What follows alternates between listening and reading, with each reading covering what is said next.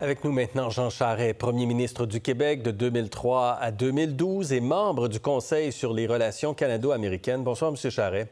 Bonsoir, M. Filion. Mark Carney n'a pas annoncé de contre-tarifs aujourd'hui ou de mesures de représailles aujourd'hui. On va attendre la semaine prochaine, le 2 avril, voir les tarifs réciproques. Est-ce que c'est prudent d'attendre? À mon avis, c'est prudent d'attendre. On est très près là, du 3 avril, du 2 avril, donc on verra ce que le gouvernement américain va annoncer. Et rappelez-vous que le concept de tarif réciproque, ça n'existe pas dans le commerce international et que la plupart des observateurs, des experts, en sont venus à la conclusion que c'est à peu près inapplicable, inopérable de mettre en place un système de ce que les Américains appellent des tarifs réciproques. Alors, ce sera sans doute une boîte à surprises et l'approche pourrait différer. On pourrait très bien anticiper, M. Filion, une approche où ils annoncent des tarifs à des niveaux très élevés, les suspendent et invitent à une négociation. Moi, je ne serais pas étonné que ça ressemblerait beaucoup à la méthode de M. Trump. Là, M. Carney, aujourd'hui, n'a pas précisé le plan de match, là, quelles seront les contre-mesures. Il dit que toutes les options sont quand même sur la table. Il va rencontrer les premiers ministres des provinces, des chefs d'entreprise, des travailleurs, le conseil aussi que vous présidez sur les relations canado-américaines. Qu'est-ce que vous allez dire à M. Carney demain? Il faut garder notre sang-froid là, dans le contexte actuel. On avait déjà dans les cartons, M. Filion, un 125 milliards de tarifs en réplique qui n'ont jamais été mis en œuvre parce que les Américains ont suspendu leurs menaces. Alors ça s'ajoute déjà aux 30 milliards qui avaient déjà été prévus. Donc, il y a déjà des instruments qui sont là.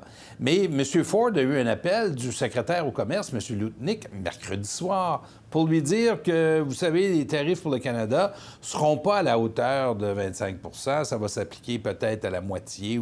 Alors, toute cette confusion qui nous vient de l'administration américaine nous invite à une certaine prudence et laissons-les jouer leurs cartes tout en étant très bien préparés pour au moins une première vague de répliques. De là, l'importance de se parler, bien sûr. Et Mark Carney nous a dit qu'il va parler à Donald Trump d'ici 2 jours, mais c'est la Maison-Blanche qui a sollicité d'abord cette rencontre.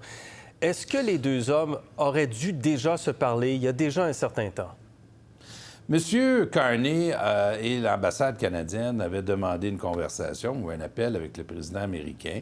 Puis le contenu de la conversation aurait pas été très compliqué. M. Carney aurait simplement dit à M. Trump « Je dois obtenir un mandat, moi, de la population canadienne pour pouvoir négocier et discuter avec vous. » Et ça tombe sous le sens. Alors, et là, mais s'il y avait parlé avant, M. Charest, est-ce qu'on aurait eu les tarifs douaniers sur l'automobile? À mon avis, ça n'aurait rien changé. Rien changé. M. Trump est toujours aussi imprévisible. Alors là, M. Trump est en demande pour une conversation. On verra ce qu'il a à dire, mais honnêtement, est-ce qu'il faut attendre beaucoup de cette conversation? Moi, je suis plutôt sceptique.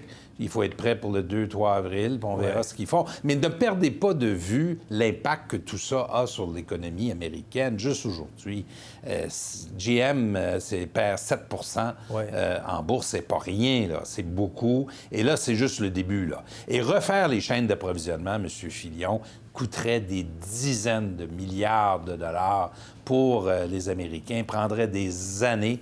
Alors, il y a encore beaucoup à discuter avant qu'on en arrive au point où les tarifs seront mis en vigueur. Il faut prendre ça au sérieux. Pour nous aussi, c'est tout un défi sur les chaînes d'approvisionnement. M. Carney disait aujourd'hui les États-Unis ne sont plus un partenaire fiable. Nous ne pouvons plus revenir en arrière. Notre relation a fondamentalement changé. M. Poilievre disait, avec un gouvernement conservateur pendant 4 ans, M. Trump, vous aurez perdu votre plus grand partenaire commercial. C'est vrai. C'est vrai. Dans un cas comme dans l'autre, la vie ne reviendra plus jamais à la normale.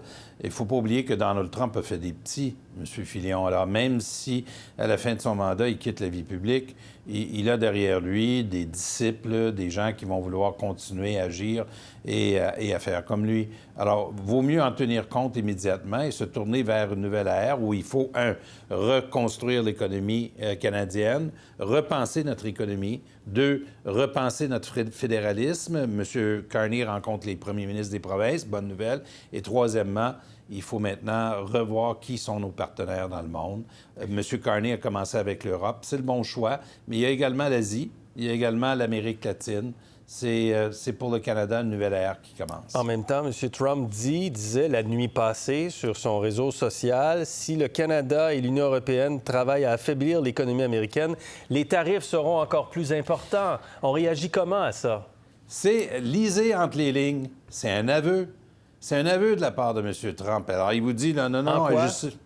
parce qu'il reconnaît que si les deux devaient agir simultanément avec des contre-tarifs, que cela aurait un effet désastreux sur l'économie américaine. Il y a là-dedans un aveu de la part de M. Trump. Il le sait très bien qu'agir comme ça pourrait pousser l'économie américaine en récession. La réaction des marchés serait extrêmement négative, à mon avis. Alors, prenons-le lisons comme il faut entre les lignes. Et ça ne veut pas dire qu'on doit agir ensemble, mais il y a des faiblesses du côté américain. Identifions là où il y a des points de faiblesse et assurons-nous de passer nos messages là où ils seront entendus et là, auprès de ceux et celles qui vont réagir, les Américains, les secteurs économiques qui réagiront auprès du président américain. Il a été posé comme question à M. Carney cet après-midi. Est-ce qu'une surtaxe sur nos exportations est encore une possibilité? Il a dit c'est une option, mais rien de plus. Il ne voulait pas s'étendre là-dessus. Mais qu'est-ce que vous en pensez de cette possibilité qu'en plus des contre-tarifs, on vienne surtaxer nos exportations pour tenter d'affaiblir davantage l'économie américaine?